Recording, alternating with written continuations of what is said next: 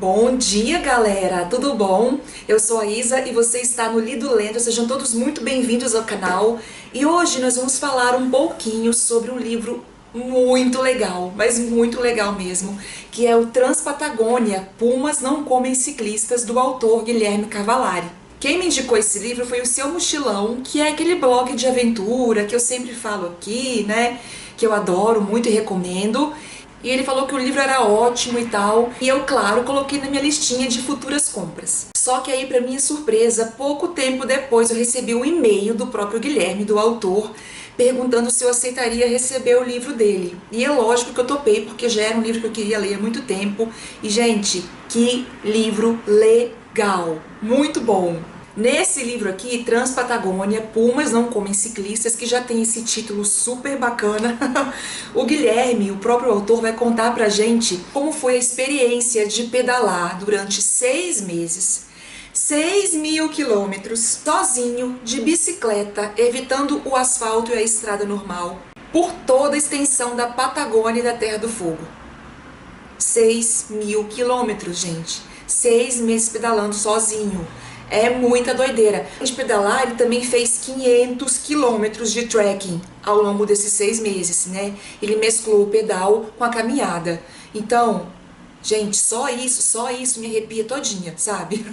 É um livro muito inspirador, muito bacana e eu vou contar um pouquinho dele pra vocês. E aqui atrás, na contracapa do livro, já tem um mapa mostrando um pedaço do percurso que o Guilherme fez, né?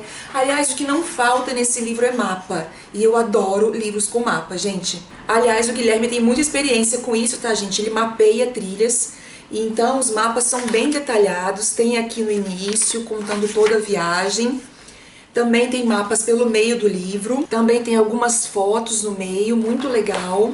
Mas ó, não vai achando que Transpatagônia, Pumas Não Comem Ciclistas é somente um livro contando uma aventura de viagem.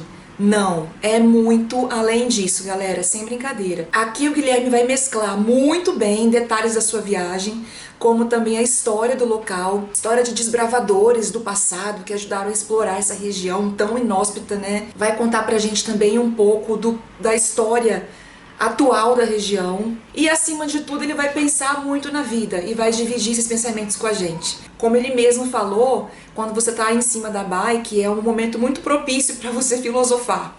Então o Guilherme consegue dividir esses pensamentos com a gente, dar umas alfinetadas assim, sabe? Aquelas que te tiram da zona de conforto, que faz você pensar de verdade. E juntando tudo isso que eu falei, o resultado é um livro muito bacana, muito gostoso de ler, daqueles assim que você quer ler para saber qual vai ser, o que vai acontecer no dia seguinte. Porque sim, apesar do Guilherme ter planejado direitinho cada dia e cada passo da sua viagem, lógico que a lei de Murphy impera na vida e os imprevistos sempre acontecem. E, gente, eu vibrei com cada passo aqui do Guilherme, eu gritei, eu chorei, tá? Teve uma passagem aqui, assim, ele foi de bike e puxando um carrinho, né, um bike trailer, engatado na bicicleta dele. Então, nesse carrinho iam todos os equipamentos que ele ia precisar ao longo da viagem inteira.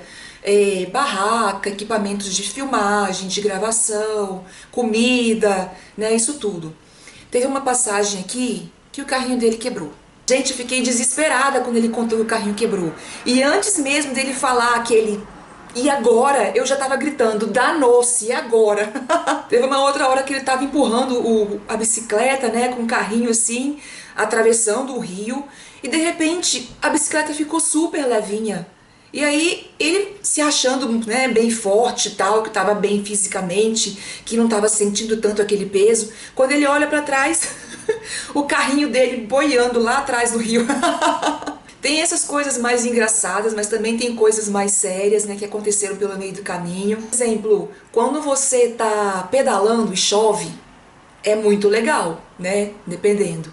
Mas quando você tem que seguir um cronograma e você precisa começar a pedalar e está chovendo muito, torrencialmente, numa temperatura quase zero, com vento, gente, que dó. Aí o Guilherme começava a pedalar e eu falava assim, ah não, Guilherme, fica mais um pouquinho na cama, por favor, não vai agora. Porque assim, ele enfrentou as maiores adversidades do tempo, porque a região da Patagônia é lá embaixo, né? Onde o Judas perdeu as botas, onde o vento faz a curva. Então é uma região com variação climática muito intensa. Então é muito frio, é muito calor, é muito seco, venta muito. Então tudo que você pode imaginar de muito, lá tem. E ele enfrentou tudo isso. E uma coisa que eu achei mais interessante ainda e mais legal é que em nenhum momento eu senti o Guilherme falando que ele não ia, que ele ia desistir, sabe? O que eu senti ele se lamentando da vida. Porque tudo que ele passou era um motivo para ele vencer o obstáculo e ir além daquilo. Né? Porque o lema, né, tanto que ele falou aqui, o lema dos trilheiros, da galera da bike é quanto pior, melhor. Então, se já tô aqui no perrengue, vamos continuar, né não? Assim, apesar de torcer muito pelo Guilherme, tinha hora que eu falava, não, não vai. Descansa mais um dia, você tá muito cansado. Então tem várias histórias aqui de perrengues que ele passou, sabe, mas nunca pensou em desistir em nenhum deles. E assim, coisas graves, também coisas simples. Por exemplo, ele esquecia de levar um abridor de latas. Ele esqueceu, gente.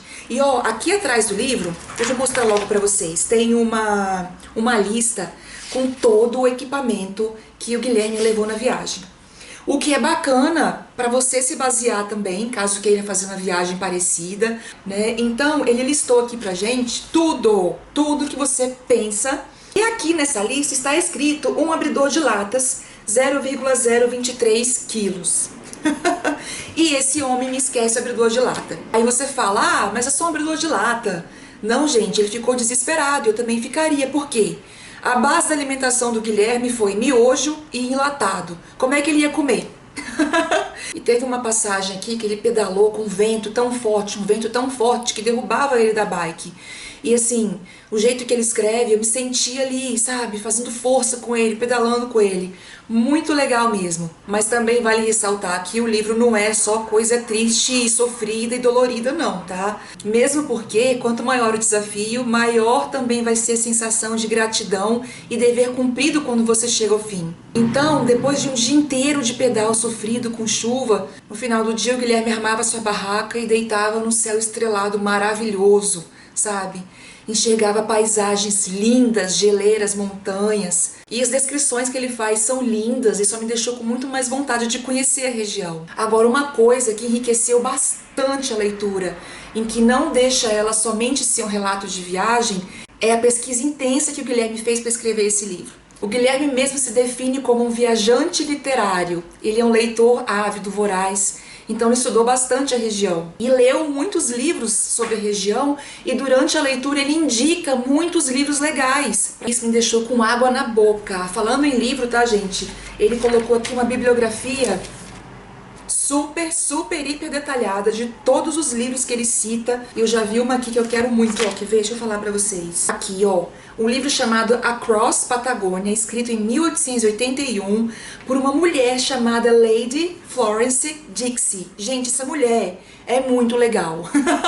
Ela era escocesa e no ano de 1878 ela estava super cansada de viver naquele mundinho lá, chatérrimo, e resolveu vir fazer uma expedição na Patagônia que ia durar 6 meses. Então ela veio com o irmão e com o marido e com mais uma equipe e desbravou aquela região todinha. Inclusive, provavelmente ela foi a primeira mulher branca que esteve naquela região tão inóspita. E isso, galera, foi numa época em que as mulheres ainda usavam espartilho. E aí, quando ela voltou, ela escreveu esse livro chamado Across Patagonia e encaminhou um exemplar do livro autografado para nada mais, nada menos do que Charles Darwin. E esse livro que ela encaminhou para o Darwin tá no museu da Universidade de Cambridge, na parte de livros raros. E depois o Darwin publicou um artigo dizendo que o livro da Lady Florence ajudou muito a ele a descrever o comportamento de um animalzinho. Ou seja, ela também colaborou nas pesquisas dele.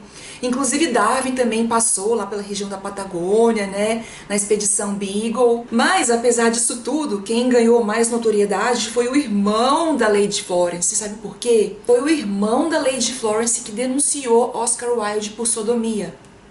Sim, Oscar Wilde estava tendo um caso com o sobrinho de Lady Florence. E por causa disso, Oscar Wilde foi preso e a gente já conhece a história dele, né? Assim, como que eu ia linkar, né, o Oscar Wilde com essa exploradora da Patagônia? Nunca! E eu só aprendi isso por causa desse livro. Gente, é muito legal. E essa é só uma pitadinha, só uma das histórias que o Guilherme conta pra gente aqui, e deixa a gente com muita vontade de pesquisar mais sobre o assunto, de ler todos os livros que ele cita aqui na bibliografia. Tô perdida! Uma outra coisa legal é que o Guilherme não fica só no passado da região, ele também conta sobre o presente, inclusive sobre o escândalo, né, da família Kirchner, que dizem que a cidade de El Calafate é um lugar onde eles lavam muito dinheiro. E eles são muito ricos, né? Um outro ponto bem bacana a respeito do presente, das tretas, né, que acontecem lá na Patagônia, é a eterna briga das pessoas, né, dos nativos que querem lucrar com o turismo, e também tem a outra parte, das pessoas que querem proteger a região. Grandes magnatas compram regiões da Patagônia e transformam em áreas de preservação ambiental. Então os nativos ficam muito bravos quando isso acontece. Tem inclusive o dono daquela marca de roupa esportiva para frio, a The North Face, que eu amo, só que é muito caro, eu não tenho quase nada. Então, o dono da The North Face é um desses caras que comprou um monte de terra lá na Patagônia e transformou em área de proteção ambiental. E ele cuida mesmo, ele coloca uma estrutura lá, sabe, para as pessoas. Quem quiser visitar até pode visitar, mas é um parque mesmo protegido, tem regras, tem tudo. Mas aí o Guilherme levanta vários prós e contras, sabe? Ele ouve também muitos nativos, ele conversa com as pessoas. Gente, é muito legal. Foi uma experiência, assim, pra ele, eu acho que única, e pra mim, como leitora, muito enriquecedora. E como eu já disse, só atiçou ainda mais a minha vontade de conhecer essa região. E eu não posso encerrar essa resenha sem falar da Adriana, que é a esposa do Guilherme, e o apoiou em todas as etapas da viagem. Afinal de contas, eles iriam ficar 6 meses afastados, tá? Já no finzinho da viagem do Guilherme, a Adriana sai de São Paulo para encontrar com ele na Patagônia, para eles comemorarem o Ano Novo fazendo uma trilha de 120 quilômetros. E no meio dessa conversa, eles decidem que vão vender a casa em São Paulo e morar no interior, num lugar mais calmo e mais tranquilo. E hoje eles moram num lugar chamado Refúgio Calapalo, que é o nome da editora do Guilherme, tá aqui, ó, Editora Calapalo. E lá no Refúgio Calapalo ele dá cursos de cicloturismo, de mountain bike, de trilhas, de aventura. E é lá também que ele escreve e produz os seus livros, né? Onde o foco são livros de aventura. Eu tenho inclusive uns aqui que eu comprei. Eu tenho aqui comigo Guia de Trekking Trilhas volume 1 e volume 2. Olha só que legal. E é muito bem feito, é um trabalho bacana mesmo, sabe? Eu adorei. E tem vários, tá? Não são só esses dois, não. E eu já ia me esquecendo de falar que essa viagem aqui, linda, virou um documentário que inclusive ganhou um prêmio de melhor filme no Rio Mountain Festival de 2014. E esse documentário está disponível na Netflix, para você ver a qualquer hora, tá? Eu achei muito legal ler primeiro o livro e depois assistir o documentário. Claro que o documentário por si só já é muito bacana, muito legal mesmo, e lindo, inspirador. No mais, gente, eu acho que não preciso falar mais nada desse livro, né? Vocês viram aqui a minha empolgação. E eu gostei demais de ter passado por essa experiência. Como vocês viram, não é um livro só para quem curte bike, para quem curte esporte de aventura, para quem curte esse tipo de coisa. Não, é um livro inspirador, é uma lição de vida, sabe? E junto disso tudo, muita cultura, muita curiosidade, tá? Se você tem vontade de conhecer a região, vale muito a pena ler esse livro. É por isso que eu recomendo demais da conta. E se você gostou do vídeo e da resenha, não se esqueça de dar o joinha aqui para ajudar na divulgação do canal. Comentem, compartilhem com todo mundo. E não se esqueçam também de me acompanhar pelas redes sociais, tá tudo aqui do lado e também lá embaixo no box de informações. E muito obrigada pela companhia, muito obrigada por assistir, um beijo e até o próximo vídeo. Tchau, gente. Brigadão.